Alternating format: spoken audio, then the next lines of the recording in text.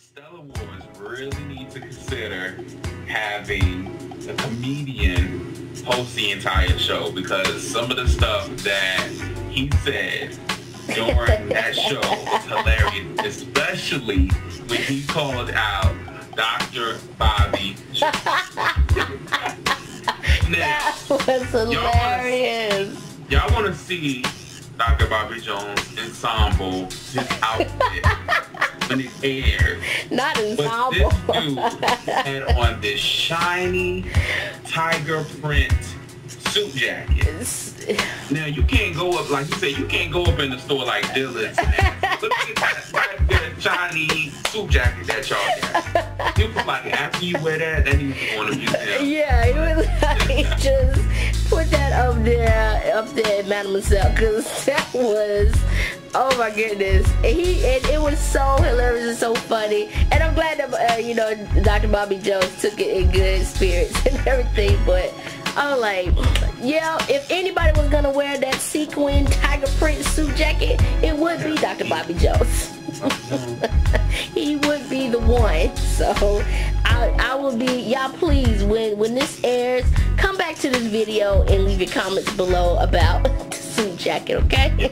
Yeah. And speaking of fashion, it was some very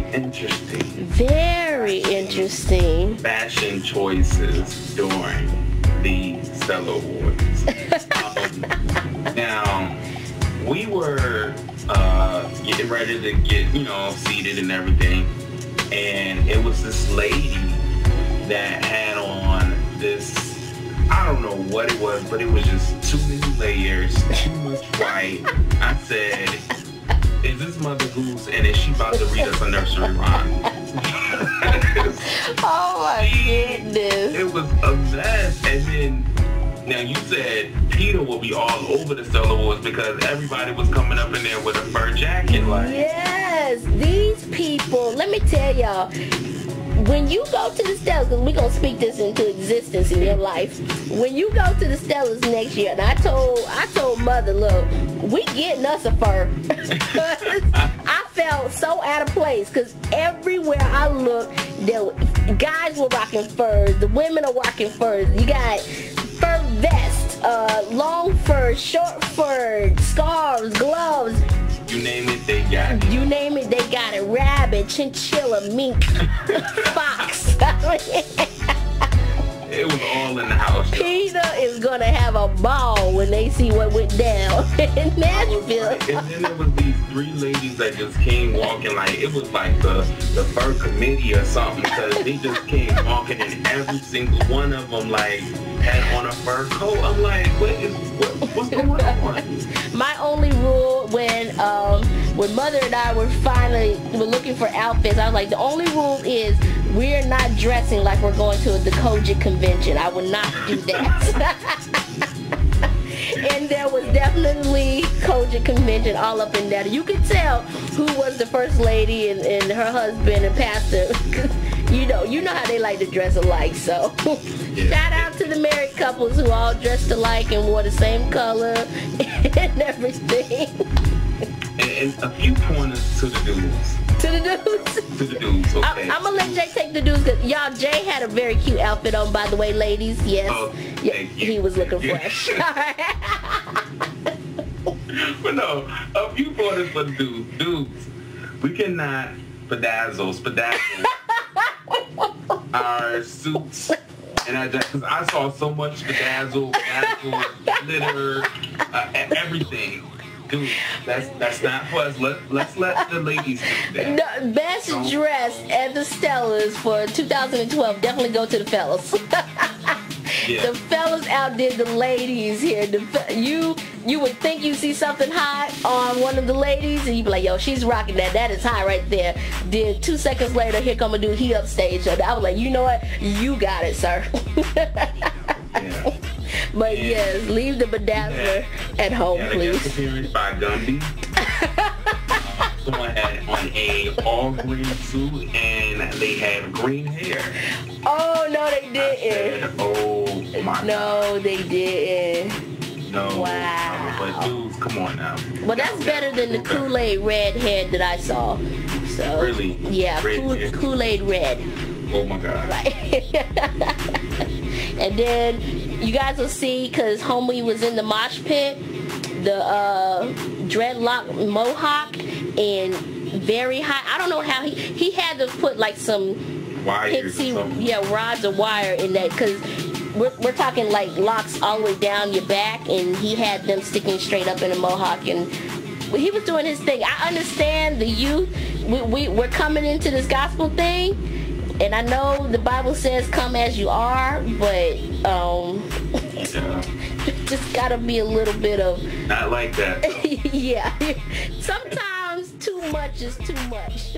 Okay, what's some more of your favorite performances? Well, I feel like the highlight of the show, and I don't know if you feel the same way, was the performance that Lecrae, The Truth, and Canton Jones did. I 100% agree. Here's the thing, because for so many years, I'm pretty sure these guys have been through so much with people accepting them and accepting their style, because they're not your typical gospel artists.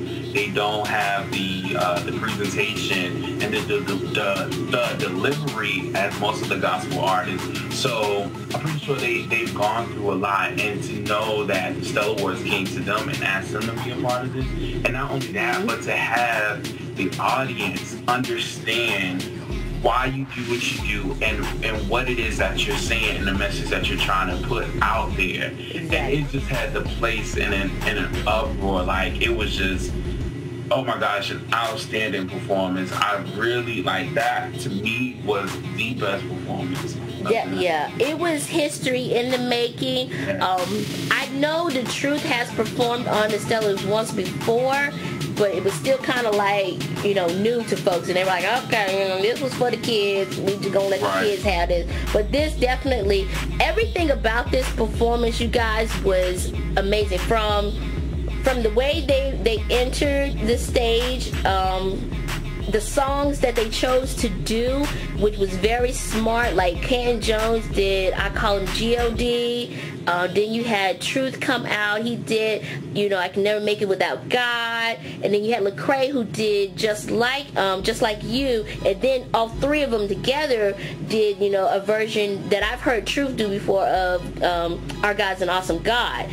And so I like that, because it was still like, okay, yeah, our sound is different, but we are preaching the same message that Richard Smallwood or Shirley Caesar, are preaching as well. It just sounds differently, because this is what, the kids of today are liking. And it goes back to that whole thing with the Stellars doing the bridging of the old school and the new school together. Yeah.